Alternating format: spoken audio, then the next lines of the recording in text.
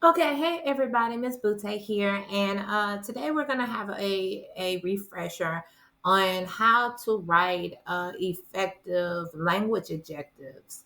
Our focus today is how we connect the standards with language skills so that all our students, especially our EBs, can access and master grade level um, content.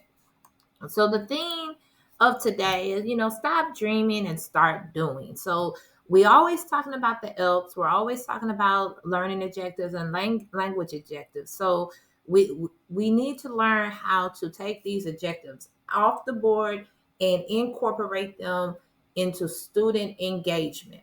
Okay. So by the end of this session, we're going to be able to define what the language objective is and know its purpose, how to identify the ELPs and align them with the TEKS, how to write language objectives that are specific, measurable, and linked to content learning, and how to adapt language objectives for different subjects such as English, math, science, social studies, and CTE. So it all starts with the teak. So the example that I'm using today is from ELA English 1, and it's analyzing how the authors develop a theme. So in order to master this teak, the language's demand is that students will read, discuss, and explain. So when you get an ELPS, first we got to choose the ELPS. And I know you guys, y'all see the numbers and the letters, and y'all like, okay, what is this? What do we do? So the number identifies the language domain. Okay, one is learning strategies, two is listening, three is speaking, four is reading, five is writing. Okay, um, so we're gonna go into the different learning strategies first. That's the first domain. So, how am I going what strategies am I going to use in order for the student to master the TEK that is embedded in the learning objective?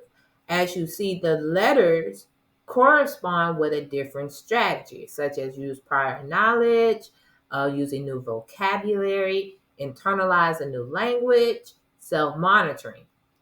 Number two, as we said, is listening. Now, if you pay attention, letters A through C is more of a beginner letter, learning the sounds and the patterns, recognizing language in classroom interactions, and learning that new structure in context. So majority of our students fall between the advanced and advanced high. So your objectives or your language objectives, the ELPS, are typically going to start with letter D, unless we get someone in that is a true beginner, true newcomer. Okay. And then the next is speaking. Speaking, and you have the corresponding letters. Again, if you look at it, letters A through C is that foundational language skills. And the same for domain 4 is the reading. Domain 5 is writing. Okay.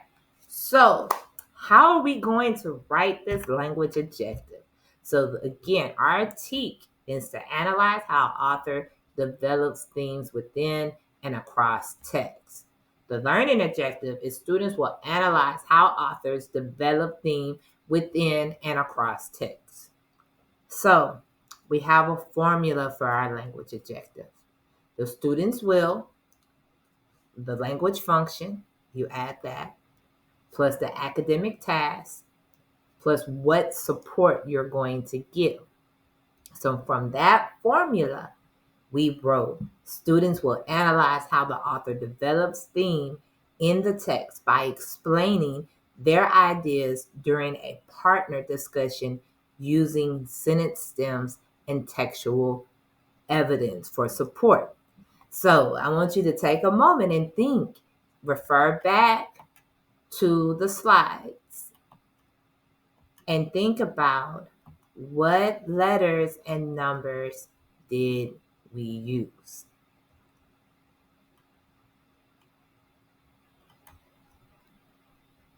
Okay, So, in order to analyze the text, the students must read. They have to read. It has to be input. Okay? So, our domain is going to be number 4. So they're using context and visuals to understand and demonstrate comprehension through analysis. That's letter F and J. So if we go back to our reading domain and we look, F is using visual and contextual supports. And then we said J.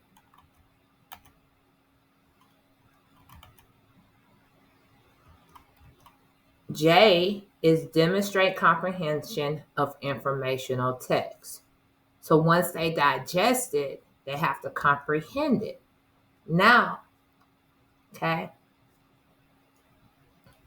so the students are going to explain their ideas during a partner discussion using sentence stems and textual evidence support.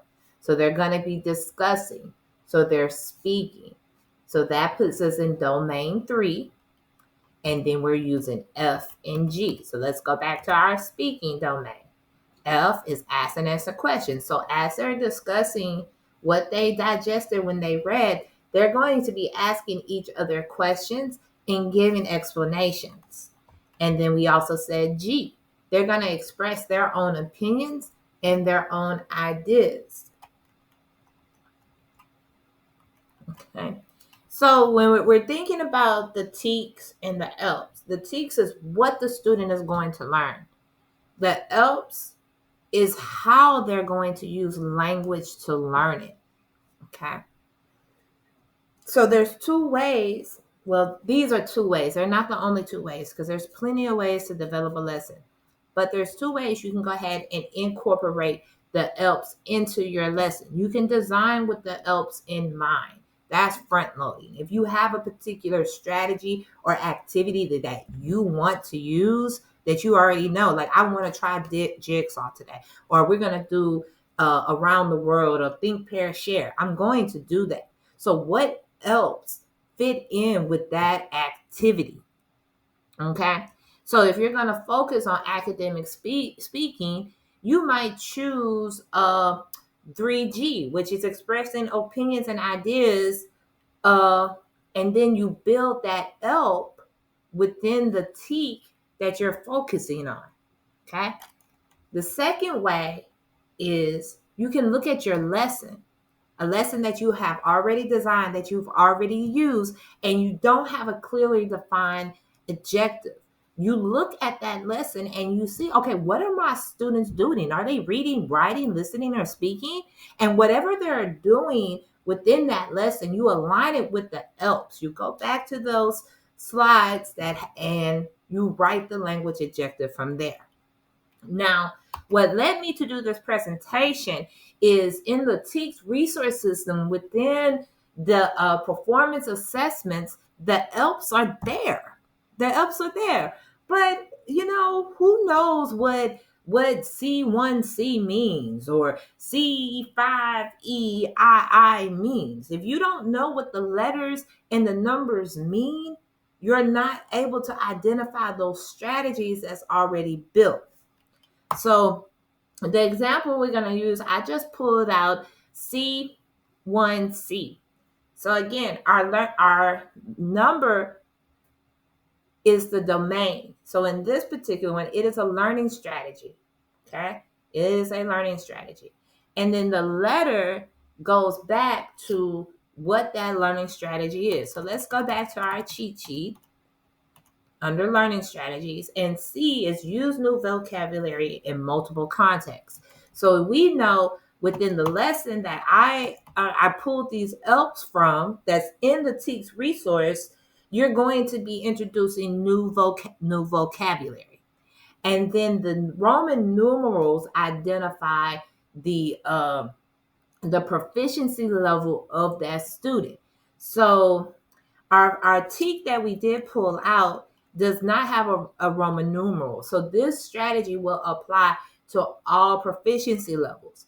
But let's go back. Let's look at this one, C5EII, Roman numeral 2, or however you want to say it. So that means that strategy is specifically designed for an intermediate student, and the support in place needs to help someone who is an intermediate. So we said that's 5E. So 5E is going to be writing, and E is employ elements of the writing process. So within this performance assessment from TEKS resource that they're going to be writing. So an intermediate student, what do I need to do to make sure they have the proper supports? Is it going to be sentence stems, sentence frames?